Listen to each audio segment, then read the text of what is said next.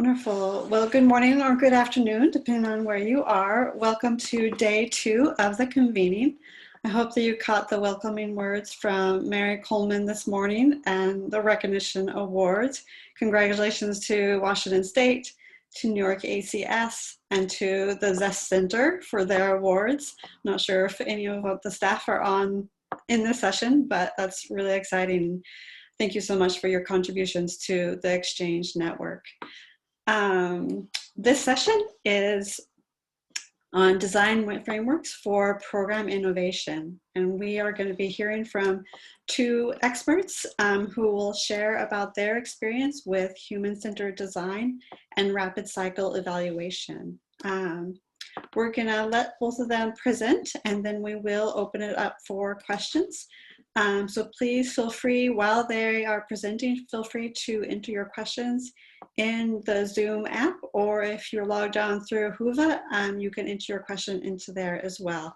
You will also get a chance to unmute yourself after the presentation to ask a question as well. So I look forward, and I'm sure the speakers do too, towards your questions and the discussion once they present.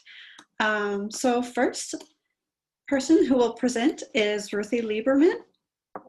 And Ruthie Liberman serves as the Vice President for Public Policy here at EMPath.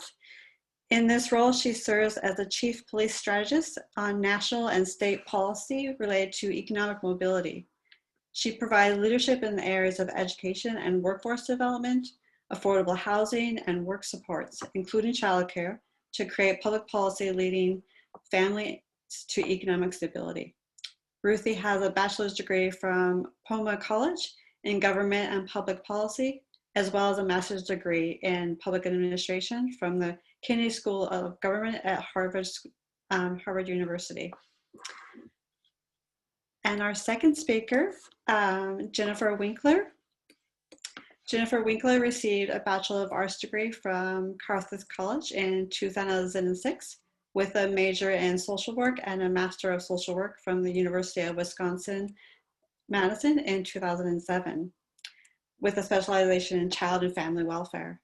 Jennifer is currently the FCM. Jennifer, what does FCM stand for? It stands for Family Case Management. Perfect. Thank you, Jennifer.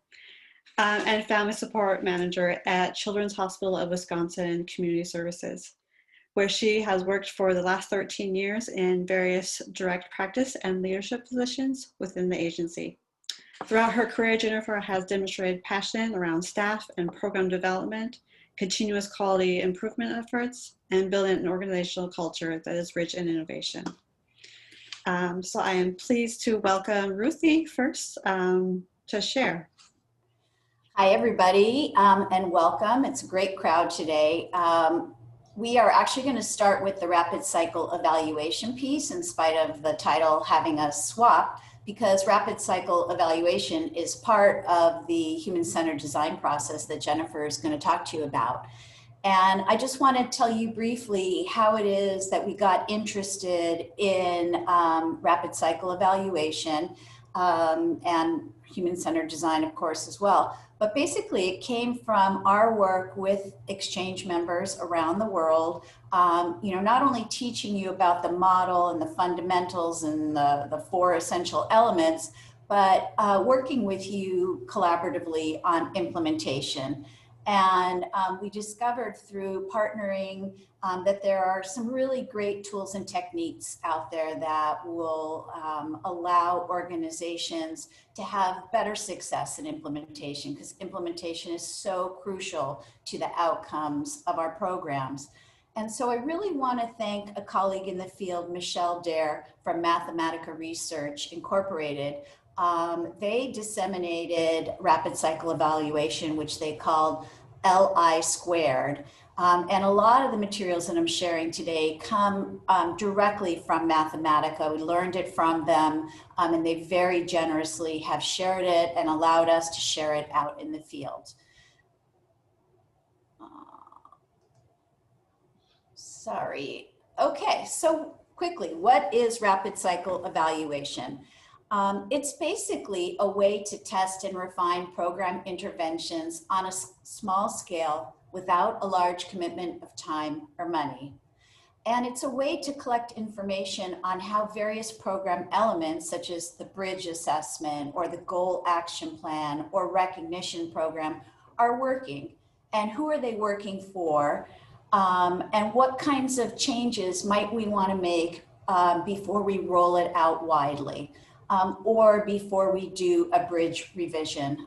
Because every time we make a major revision in a tool or make any kind of revision, it involves many different moving pieces. And so we want to really be very thoughtful about how we do it.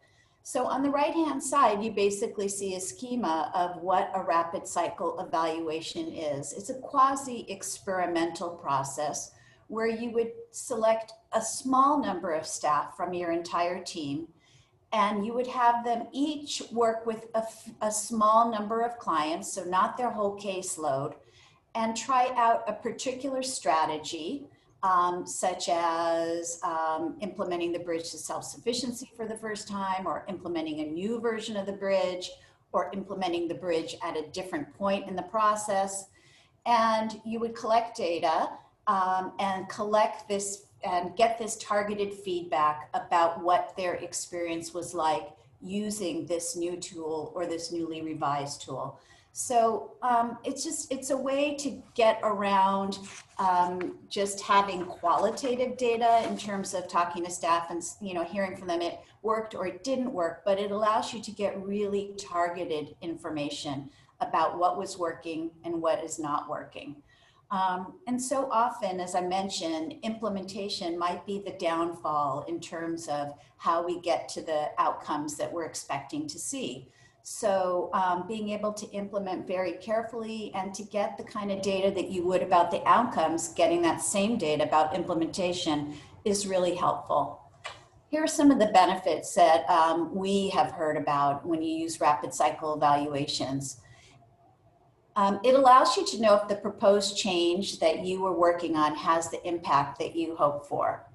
It also allows you to figure out if this change is workable, because we know if it doesn't work for the staff or the participants, it's not going to lead to the outcomes that we're hoping for. It allows you to give voice to staff and participants in gathering their feedback.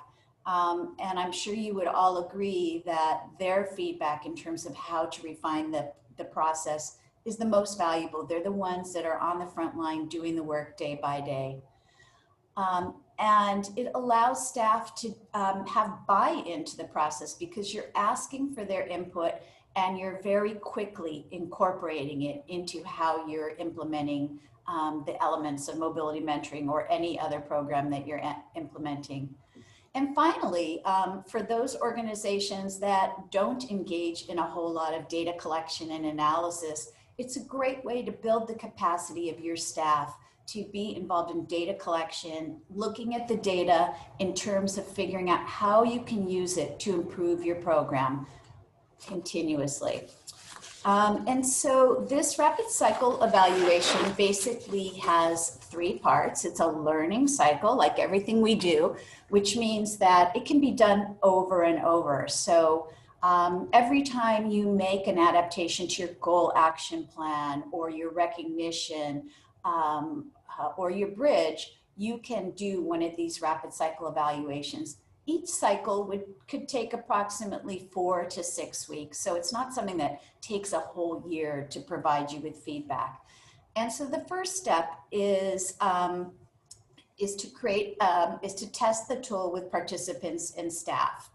And in general, you want to use this with something that you're doing quite often. You don't want to do it with something that you might just do once a year or twice a year. You really want to use this kind of process with something that's a daily activity for your staff and your participants. And you want to focus on, is this tool or is this process leading to the results that we hope for? Okay, so as I said, what you want to do is get a small group of staff people who are eager to participate in this evaluation. So ideally it would be voluntary, and determine what subsection of their caseload they're going to try this out with. Sometimes it would just be 3 or 4 participants or maybe 6 participants, really depends on how large their caseload is. And you want to train that group of staff who are the testers so that they're all doing it the same way, that they understand what the tool is, how it works, what the changes are going to be. And you also need to put into place some kind of process for collecting feedback on to get, answer these questions about how it's going. And we do call this data because it's going to be a consistent set of questions that will help you answer if this tool was truly designed to achieve your intended purposes. You'll collect this data for a specified amount of time. It usually might be about 3 or 4 weeks. And then you'll convene a group to analyze the data. And it's important to include in that small group those staff that were involved with testing the tool, and also to have feedback that you get from the participants. So all that is in that teal square of testing the tools with participants and staff. You get that information back and you convene a group and you go into the second kind of beige square, which is analyze the feedback and synthesize the teams. That will happen in between your cycles. You get the data, you tabulate it, and you talk about it, and you figure out what the themes were. Is it that there was a problem with the tool, or was it when you decided to use the tool in your process? Maybe it's an issue of timing. You didn't allow for enough time in the meeting for this tool to happen. Maybe this tool doesn't work great on the phone. There's some drawbacks of using it on the phone. Those are the types of information that you'll be looking at. So they're really focused on process and implementation. And then finally, this group will join together and figure out what are the improvements that you want to make. You'll make the improvements, and then you could test it again. You don't always have to test it again. If you feel very confident that those changes are going to, address the issues that were brought up, then you don't really have to test it again. You might move on to testing something else, or you might say this is really important to get this just right. We're going to do 1 cycle more or up to 2 cycles more, depending on how large of a change this is going to be.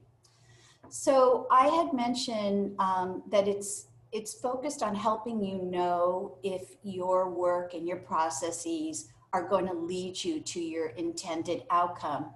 And so I want to walk you through an example. I think a lot of times we introduce a new tool or we make changes to it and we don't really know why. Maybe we learned something and we want to try it out, but we haven't really thought like, how is this going to be different in terms of working with our participants and the outcomes? And so I want to give you an example using the bridge to self-sufficiency.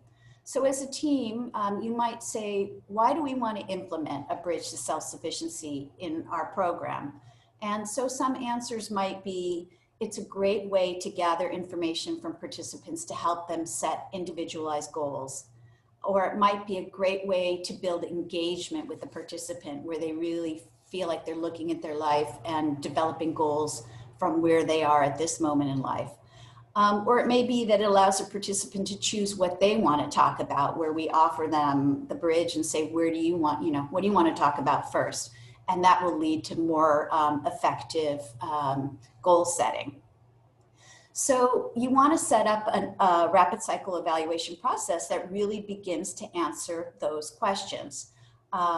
So some potential areas that you might gather data on are for case managers, for example, questions such as, did you use this bridge this week? If not, why didn't you? How long did it take you to do this bridge assessment? On a scale of 1 to 5, how comfortable do you feel explaining the bridge to participants? On a scale of 1 to 5, did it feel more like a conversation than an intake? Were your participants more or less engaged in the meeting than they were before using the bridge? And a final question might be, what additional support, if any, do you need to improve your work using the bridge to self-sufficiency?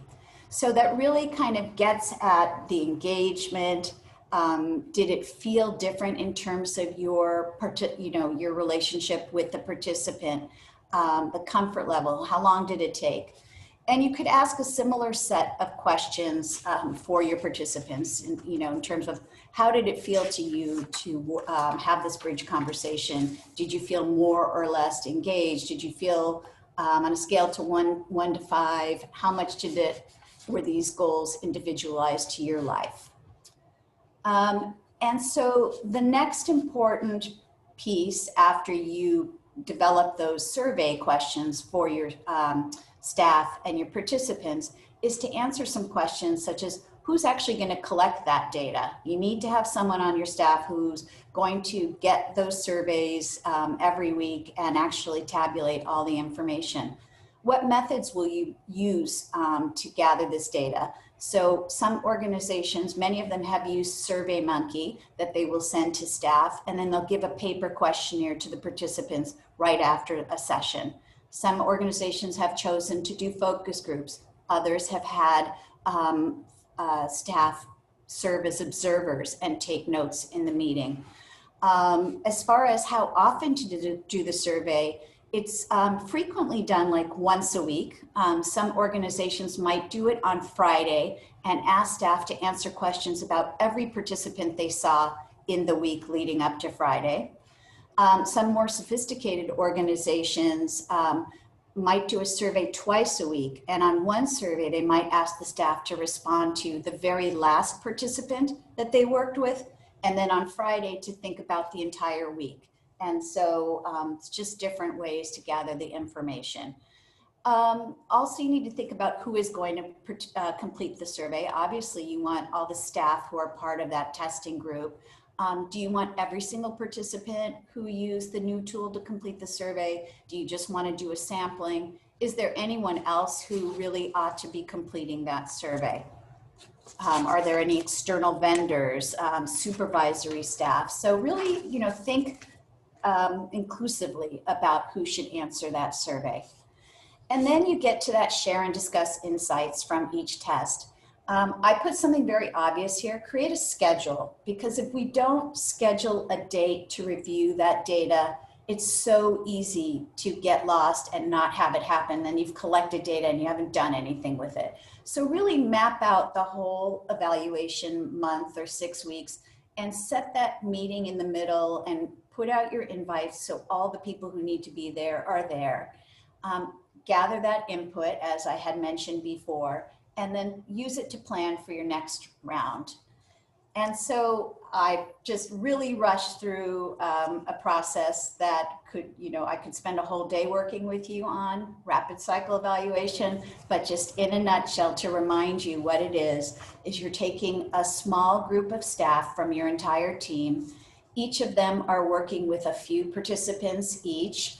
And you are using it as a way to test a new strategy that you're implementing or a change to a strategy.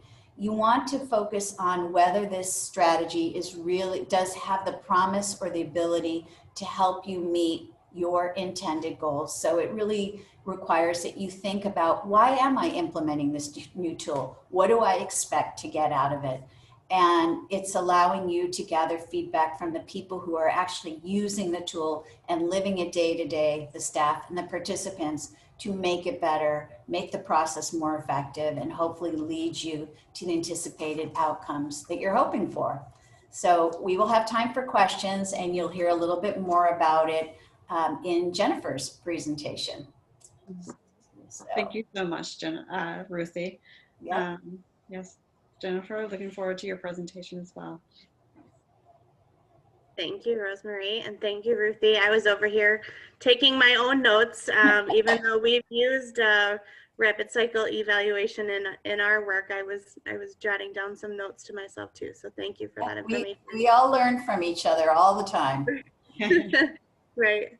So for the next few minutes that I have with everyone, I really just wanted to share, sort of elaborating on what Ruthie shared about rapid cycle evaluation, give you some examples on how we have used human-centered design concepts, including rapid cycle feedback, in the implementation of mobility mentoring into the program that I oversee, which is the Family Support Program. So again, I am in Milwaukee, Wisconsin. I work for Children's Wisconsin. We are a private, not-for-profit organization that is contracted with the state of Wisconsin to provide child welfare services for kids and families in Wisconsin, primarily in Milwaukee County. And so my program services about 200 participants each year. We have implemented mobility mentoring over the last year, and we provide reunification-based services and intensive in-home services, again, to families involved in the child welfare system. So you can go to the next slide there, Ruthie. And what you'll see is our timeline. So we implemented mobility mentoring in June of 2019. And really leading up, about a year and a half leading up to that, we spent a lot of time planning and processing what mobility mentoring is going to look like, what's going to look like for my program. We use the Frontiers of Innovation Ideas framework as our human-centered design framework. And you'll see the different parts of the framework there listed on the slide. So discovery, ideation, testing, implementation, scaling. And it's certainly not a linear process. So we started with discovery, obviously, early on in our process back in July of 2018. And then we did some implementation and some testing, and then we're back to the discovery phase. And so I'll give you just some examples about what our process looked like as we use different human-centered design techniques throughout, prior to implementation, now that we have implemented, and now even moving into 2021. Next slide, please.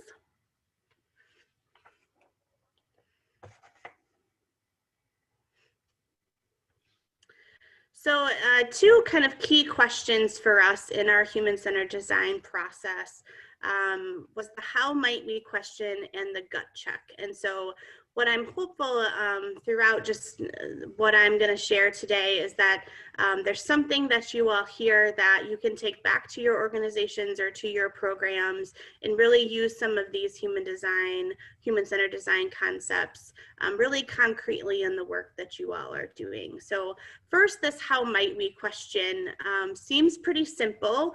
It's 3 words, right? How might we? But it's really powerful in what we learned in our implementation of mobility mentoring, and it really kicked off our entire process. And so for my program, we were on the hunt for something different for what we call home management services. And so home management to us is housing assistance, it's job readiness, it's budgeting, it's managing a home, right? Getting in, sometimes cleaning homes top to bottom. And so there are all these different things kind of encompassed into this one service.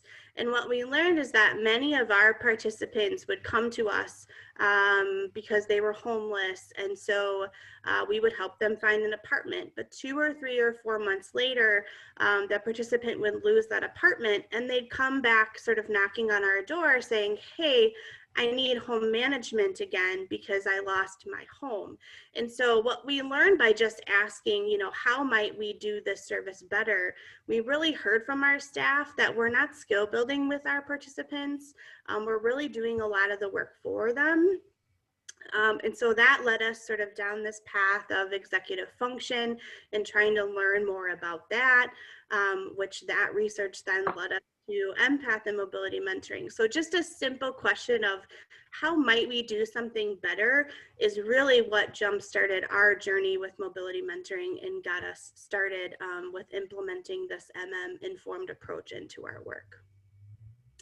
Another human-centered design element that we utilized is called the gut check. And so this process is really just giving time and space for those feelings we all have in our gut about new things we're learning or new things that we're doing. And so, you know, we would learn about different parts of MM, like executive function or the bridge. And then we would ask in sort of this rapid cycle feedback forum, we would ask staff in focus groups or just in other meetings, you know, what is your gut telling you about what you just learned? Does that align with things that are already involved in our program? Is that aligned with some of the how might we feedback that we received or maybe already brainstormed? What are the barriers to what you just learned, and does that make sense? And so we gave this this gut this gut feeling time and space to really process and think through. And that had really helped then when we went into our implementation, it helped us all feel solid and feel confident about what we were implementing because we had already sort of processed through all those feelings that we had early on. So a couple other elements that we used as part of the human-centered design model. One was a journey map. And we used simple Post-its, so just Post-it notes. We had asked our staff to sort of draw or just write out all the different touch points that our families were having with us. And we mapped them on a timeline. So at the very first contact to the point that our participants were exiting our program, what do all those touch points look like and how do they all line up? And so for us, that was really eye-opening because it was an opportunity to see kind of all the different points we have to intervene with families. It also allowed us to sort of overlap our maps with our case management team because my family support specialists work in tandem with our case managers. And so what we saw was that early on, we had lots of overlap in our process where we were doing certain things or certain pieces of paperwork and our case management team was doing the same thing. And so using this journey map concept, we were able to create this timeline and then sync up different parts of our work to improve the customer or the participant experience, but also to align our internal teams in working more and having a collective impact. We also used role playing a lot in our training, and I know everyone, right? We always get the eye roll with the role playing. No one likes to role play, but it really is a great opportunity to get that kind of quick and tangible feedback. And so in all of the different trainings we offered to our staff when we were implementing mobility mentoring, we allowed at least a half an hour worth of time to role play and get that feedback back to staff. So they had the opportunity to really think how that went for them, what they said. In some situations, we also taped them. We also video recorded them so they could not only, you know, see what they were, hear what they were saying, but see the way that they interacted in the role play. And so that was a great way for them to get feedback on themselves and then allowed them to change their practice or change their script or a way that they were interacting with the client in real time. And then the last part of sort of ideation and testing, one of the concepts we used to get that rapid cycle feedback is in our after action reviews process, or our AAR. So the AAR is really an opportunity after you implement something on a small scale, as Ruthie had talked about, sort of test small, fail small was our motto. When we first implemented the bridge, we used these after action reviews. After the staff had the opportunity to introduce the bridge to a client or two on their caseload, we had them fill out this after action review worksheet, and then we all, you know, scheduled the meeting and came back and talk about their feedback.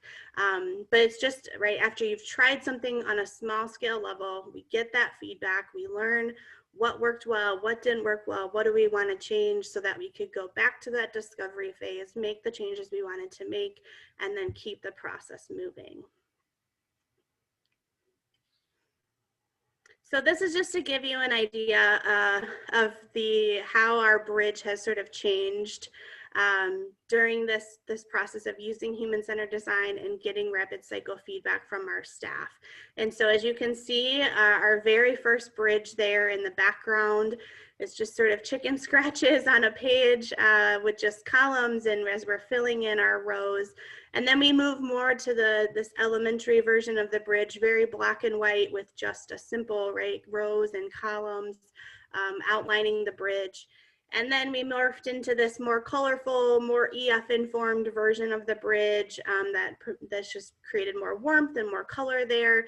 And we took that version and we did some very targeted focus groups, both with our participants and with our staff. We put this bridge in front of them, asked the same questions in all of our different groups, and just said, does this bridge make sense? Do the columns align with the different domains of your life? Do the rungs of the bridge make sense when you jump from one to the next to the next? Is the language clear? Is it inclusive? And so we got all this feedback as part of that focus group process. And that really helped us then move into our current version of the bridge. I won't say final because we're always evaluating it and changing it. But you can see sort of the larger image there is our current version of the bridge. And we did make some adaptations to our bridge compared to the EMPath bridge. We did add a parent-child interaction column, and we added a safety column as well, because we are in the business of child welfare, safety, and sort of moving those parent-child interactions along made a lot of sense to us to add and have those pillars be reflective on our bridge. And so we are always coming back to this. We just did a couple of focus groups last week, again on the bridge, and having participants really give us feedback on their feeling. How does it feel to experience it? Is the language, the inclusivity, all of that we're continuing to come back to as part of our process. And then again, just some visuals of our paperwork, or sort of the orientation process. When we did our journey map, this was one of the things we realized, is that we were putting a lot of paperwork in front of our families, and it wasn't organized, and it wasn't outlined well, and it certainly wasn't EF informed. And so as part of, more of this rapid cycle feedback, getting staff perspective, getting client perspective, we really did a complete overhaul of all the different documents that we're utilizing in our program on the front end. As you can see, there's a similar color scheme throughout it all.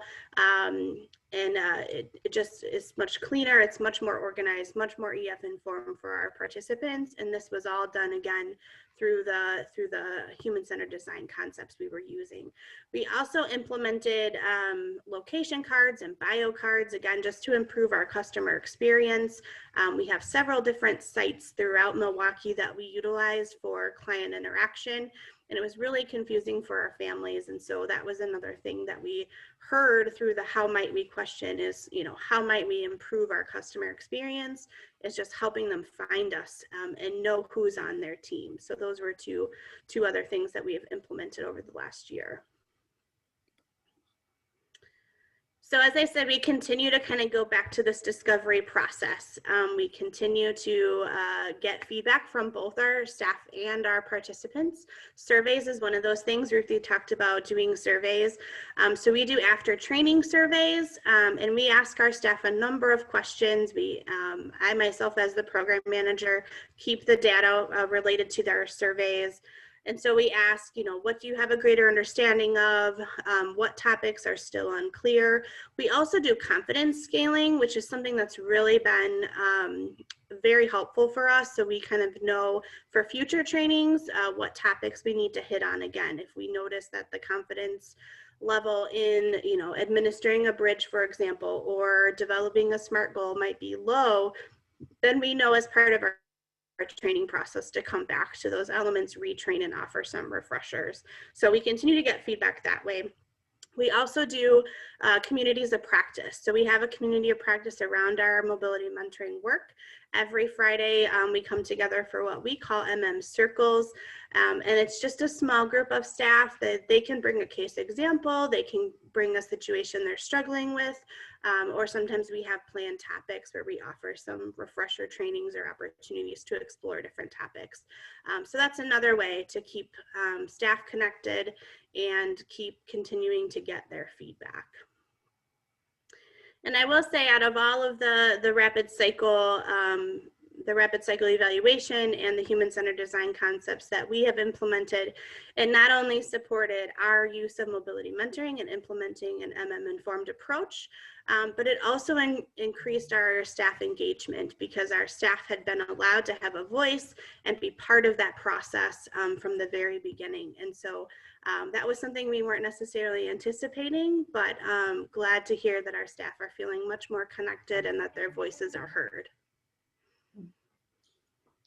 Thank you so much, So I Ruthie. think, Rosemary, turn it over to you now for questions. Yeah, great. Yeah, thank you so much, Jennifer and Ruthie, for sharing about these two design frameworks. I feel like it's a process that will work in any setting and for any program to advance and innovate within that program.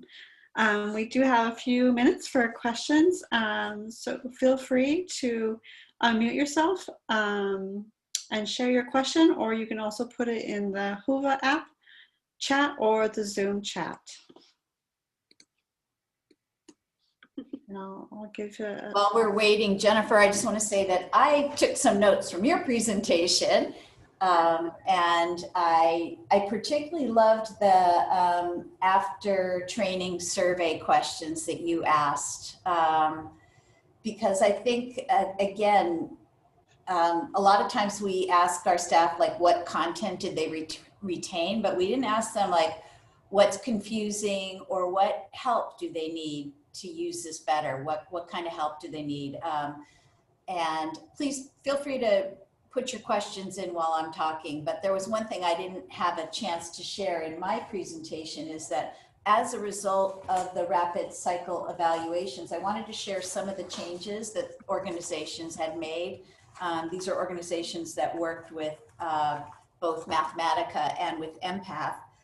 And so, for example, Larimer County Workforce Center, they were testing a tool called WOOP, which is a goal setting process, wish, outcome, obstacle plan, created by Gabrielle Ottingen. And what they found out is that staff needed a lot more practice doing it before they felt comfortable doing it with the participants. And certainly we've heard that about the bridge or goal action planning. That role playing, as much as it feels awkward or dorky, you know, the more you do it, the more you say those words, the more comfortable you're going to feel. That was echoed again in Massachusetts with our Department of Transitional Assistance. Their rapid cycle evaluations led them to just determine that they needed to do a lot more practicing of a bridge assessment.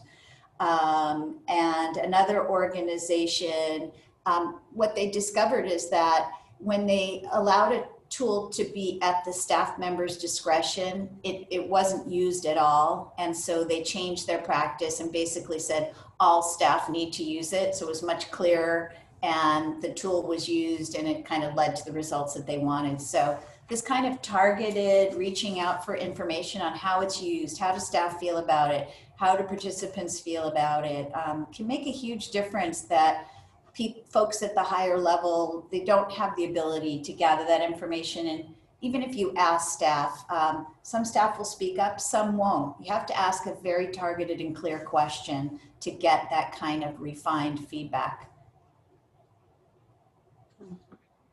Those are great tips, Ruthie. Thank you so much for sharing. We do have time for maybe one question. I do have a question, but I want to give someone an opportunity to maybe unmute and ask the question.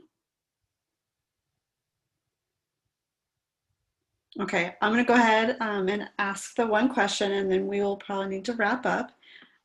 Ruthie or Jennifer, this is for either one of you. What tips or suggestions would you give an organization, an exchange member, as they're thinking about getting started with either one of these processes? what's like the first things you would suggest for them to do? Do you want to go first, Jennifer? You want me to? You can go ahead. I'll follow you. Well, and there was another question that came in that will relate to my answer. The question was, how do you decide what questions to ask? And I think you just have to go back to be really clear on the change that you want, that you're hoping to see. What's your theory of change? Why are you doing this? What do you think will happen? So it might be, you know, you're doing it because you found that you weren't really engaging teen parents in your program, so you made some changes to really engage teen parents. Or like in Jennifer's case, you found that people were not really doing the work that they needed to do to remain housed. And so by understanding why you're doing it, that should lead to the questions that you're going to ask. You're not looking for the exact outcome, but you want to have an indication that it might happen. And so, like a lot of times with the bridge, organizations want to have their participants much more invested in the process, feel, you know, own the process, create their own goals. So the questions really need to focus on, you know, how did the participants, you know, on a scale of 1 to 5, did they feel that these goals were relevant to them? Ask the same question of the staff. Compare it to how you used to do it before. You know, did this feel like more individualized or less individualized? I think the first thing is, don't rush into implementing something new until you know why you are doing it. What do you hope to get out of it? Because if you're just doing it for the sake of doing it, you're going to drive your staff crazy, because it's so hard to implement change. We all know that.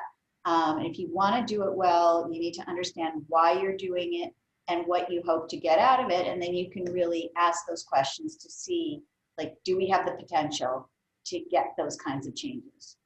Mm-hmm. Yeah, and I would just say, just quickly to echo what Ruthie said, I think, you know, in our organization, we often struggle with the flavor of the day or the flavor of the month.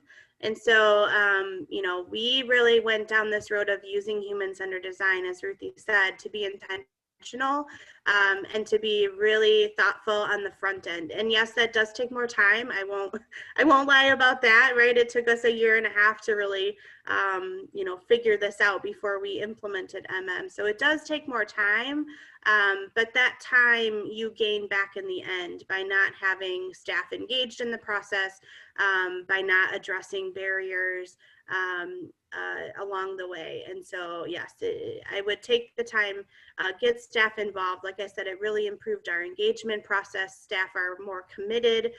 They had this sort of new sense of purpose in their positions, and really once we got to implementation, they were excited and they were ready to go.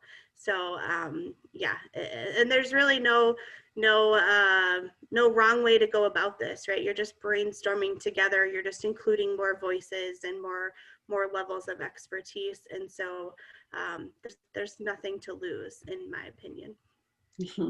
And that was great final words, Jen. Ruthie, I know you want to add more, but it has to be really, really quick. Look up under Mathematica Research, LI squared, and there's lots of papers that they've written that would give you ideas on questions, and same thing with human-centered design. There are lots of models that we can learn from, and feel free to email Jennifer and me for ideas. Absolutely. Great. Thank you both for those final words. A lot of great tips and strategies to use these two models. We do have to wrap up, but please do take a minute to jot down Ruthie and Jen's email to follow up afterwards with both of them. You have 15 minutes to make your final decision on what session you want to go to next. After the next session, there will be closing remarks delivered by Jennifer Lowe at 3. And then networking sessions at 3:15. So hopefully you can take advantage and not miss all of those opportunities. Thank you so much for joining our session, and I hope you took some tips and strategies that you're going to implement within your office and your team. Enjoy the rest of day 2 of the convening. Thank you all so much. Thank you.